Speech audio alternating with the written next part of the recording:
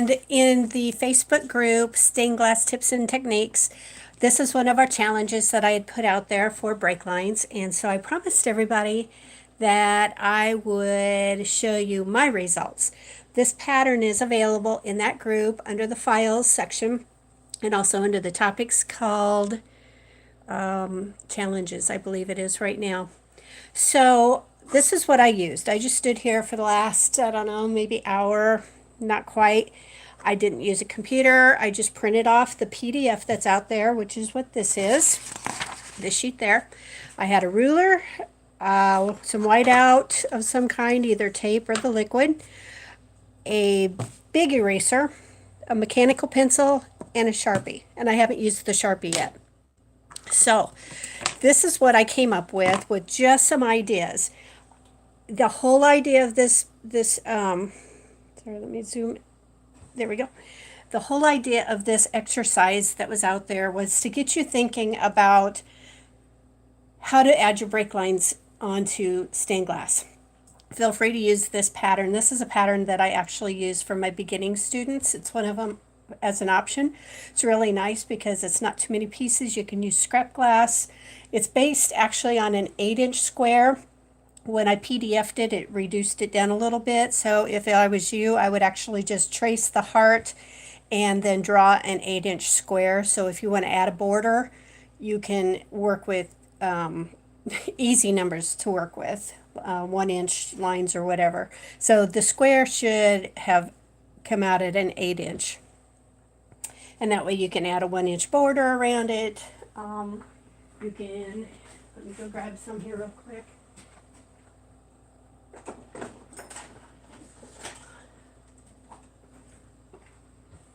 Should have had this, but anyway, something like this. You can put a 3/4 inch border around it and then add some bevels or whatever. So it's a nice pattern. Okay, so when we're working with patterns, things to keep in mind. See if I can get this camera about where I want it. Okay, obviously, if we're going to hang this without putting anything else on it, just a square background, we know we need some places to hang hangers. So I'm going to go up here, I don't know, grab my ruler, which is kind of yucky on the end. So I'm going to use a 1-inch mark, about 1.5-ish. Put a mark, come over here, go backwards 1.5.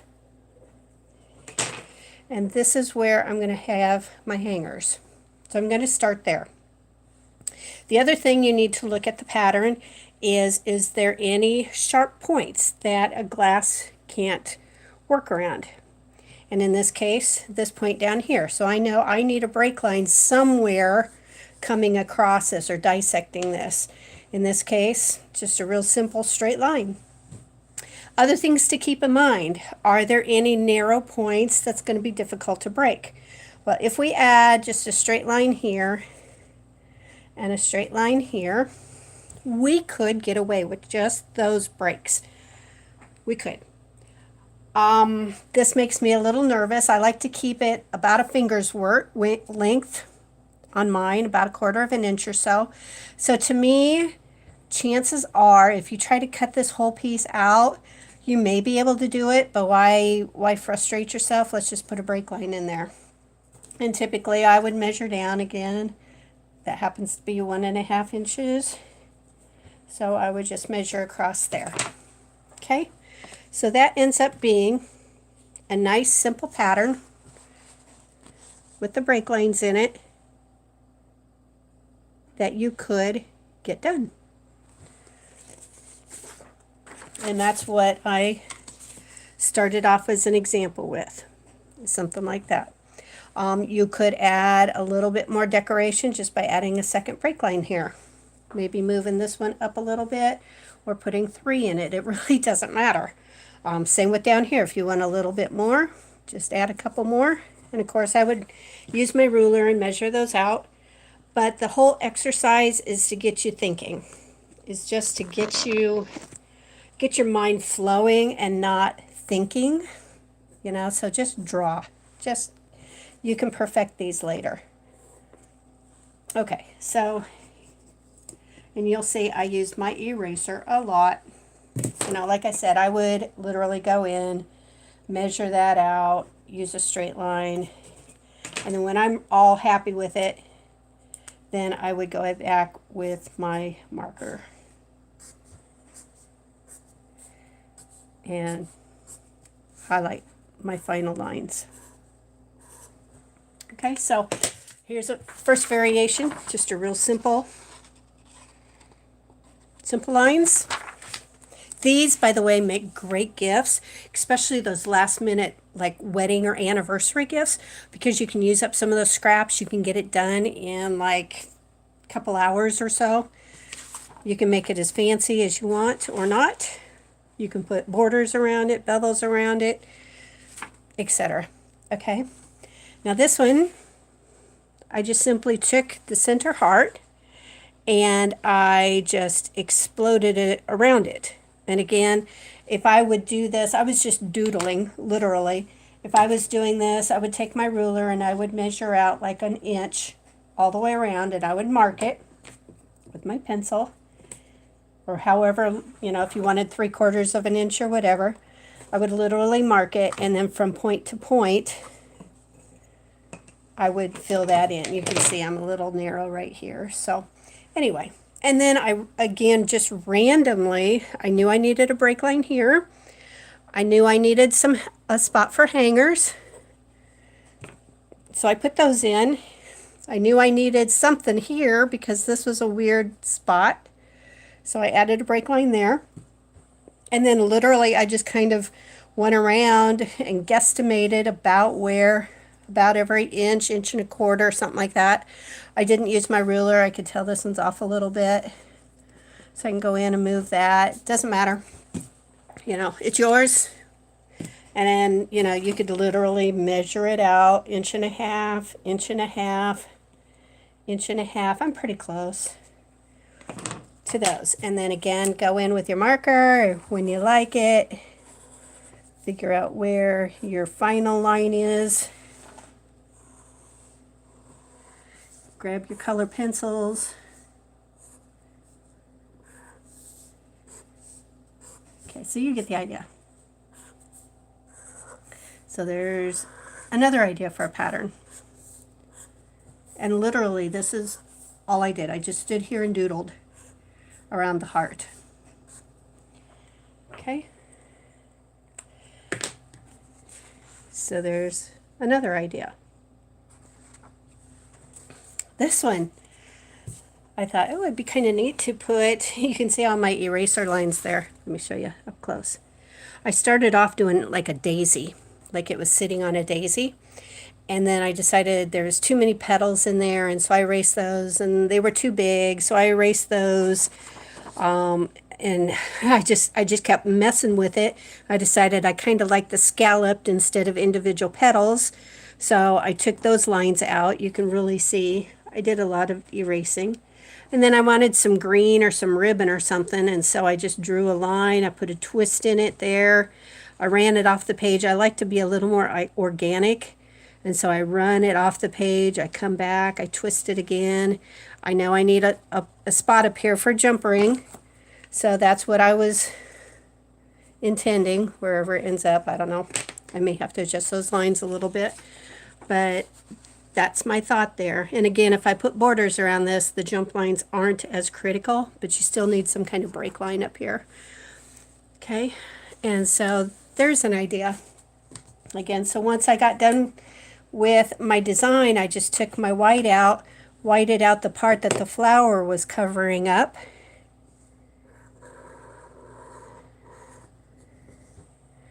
And this one, kind of like the way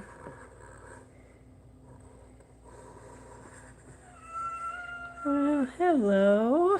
Who are you? Must be Tiger. So here's a little stem. This is the break line for this flower.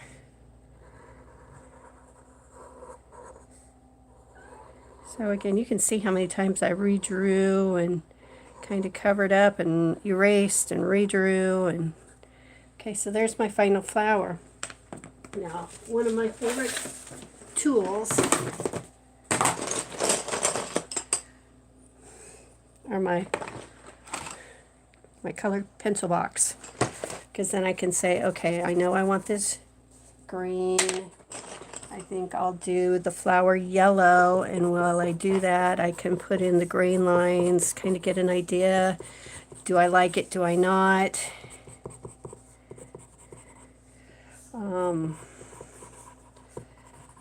Maybe that needs to be a little more of an orange color. I don't really like the yellow because there's going to probably be some color going on. Maybe I want it orange instead, or a mixture of orange. Okay, so I can kind of play around with it here too. Yeah, I think I like the orange. And then I can do like a yellow center here, or maybe that's another petal. Or maybe it's brown, whatever. You get the idea. Okay, and then find the green again. This is going to be a green leaf here.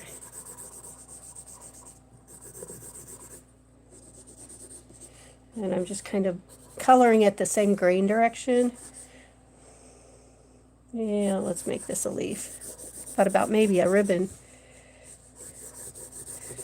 Okay, so by coloring that in, I can see if it's balanced or not. And to me, I'm thinking, go ahead and make that green too or something. I don't know. Anyway, you can play around with it. This is the leaf right here. Got kind of a vein in it. Again, I like running them off the edge and then bumping in a little bit. And this one, I don't know yet. I'm not happy quite with it, so you know, that gives you an idea. Okay, so there's my, it started off being a daisy and now it's a flower. This one, I just found the center point in the drawing and I pivoted the ruler around. I didn't even measure. You can see that this line's off a little bit. It needs to move over some, so I just erase. Maybe bring it a little more straight up or something. I don't know. This one, maybe this is the one that's off.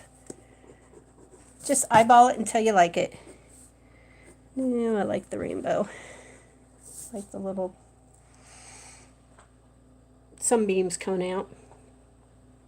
Okay, I found the center point. Center point is right here. How did I find that? I folded my paper in half, lined it up, creased a little bit. Back to Basics 101. You don't have to get all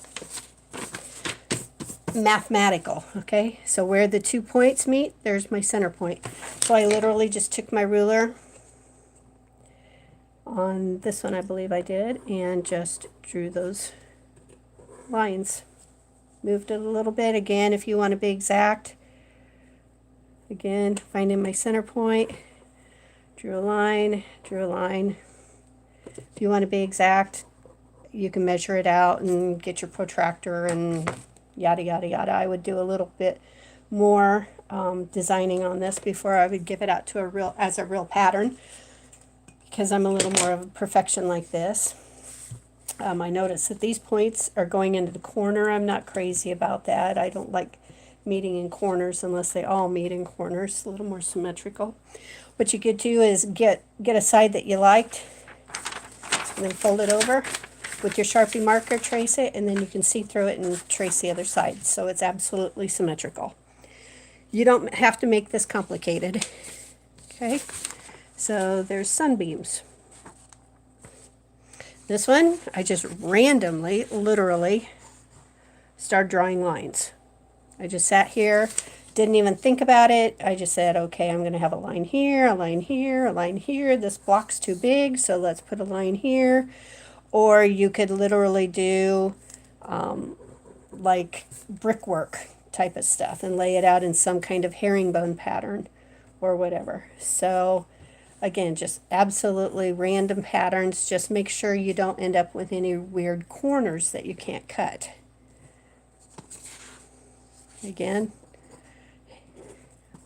if I'm just doing this pattern, I've got the place for a hanger. It looks like I need something else down here, so maybe I'll do another line right there. Okay, A really good way that I deal with patterns is I'll draw it out and I'll take a picture of it and then I'll look at it on the camera. Or another thing you can do is turn it upside down, because then odd spots are going to jump out, like if that's too big or maybe that's too small or something like that, whatever. But you get the idea. Just look at it at different angles and something might stand out, like I've got a continuous line there that I see now that I might want to break up a little bit more. So, okay, random hash pattern. And literally, I just stood here and doodled on this right before I started the video. Okay, here's another one that I just randomly drew squiggles on. I just started, I knew that I needed, if I was going to not put borders on it, I needed 2 lines there and I needed a line on the bottom, and then I just kind of squiggled around it. And last but probably definitely not least, this one. Again, I knew I needed to meet a point there. I needed to hook up with hangers if I was not going to put borders on it. And I literally just drew ribbons on this. So if this is a ribbon, and this would be really cute with just clear glass in here. Maybe this is the ribbon that continues on up this way. Kind of like that little rainbow effect that it made. And it continues on down this way. And let's get a blue. Maybe this ribbon is blue. Maybe it continues on up over here. Okay. Every piece of stained glass has to have purple. So this is my purple. If you want to do these on computer, it's absolutely fine. Let's make this one purple too. Okay, that piece right there is pretty narrow. I probably want to redraw that a little bit. Let's redraw this down. There we go. That'll work better. That's the other great thing about colored pencils.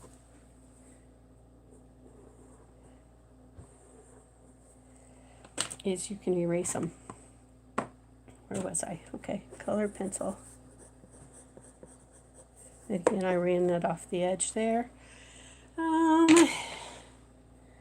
Orange, green, teal. Teal would be pretty. Oops, not that teal. Well, we'll go with sky blue. Anyway, you get the idea. And then the whole inside is a whole other color. Let's say that the sky blue runs up there. Okay, so that gives you an idea of what you can do taking one simple layout pattern, like we did with the fun challenge, and ending up with all different shape or all different break lines. And the break lines will just really kind of determine what your final look is. Hope you have fun with this. Hope it helped you get you some ideas. If you have any questions, I'm rebranding myself a little bit to reflect a little closer to what I do. It used to be artattack2.com, which it still is, but it's also now stainedglassandbeads.com. So if you have any questions, feel free to reach out to me. Facebook, Sandy K. Johnson, glassworker. You'll see all my stained glass beads, lamp working, stuff like that. You can email me stainedglassandbeadsshop@gmail.com, or through any of the groups or Instagram, you name it. You get the idea. Anyway, I hope you had fun seeing some of the different designs, and I look forward to seeing some of yours.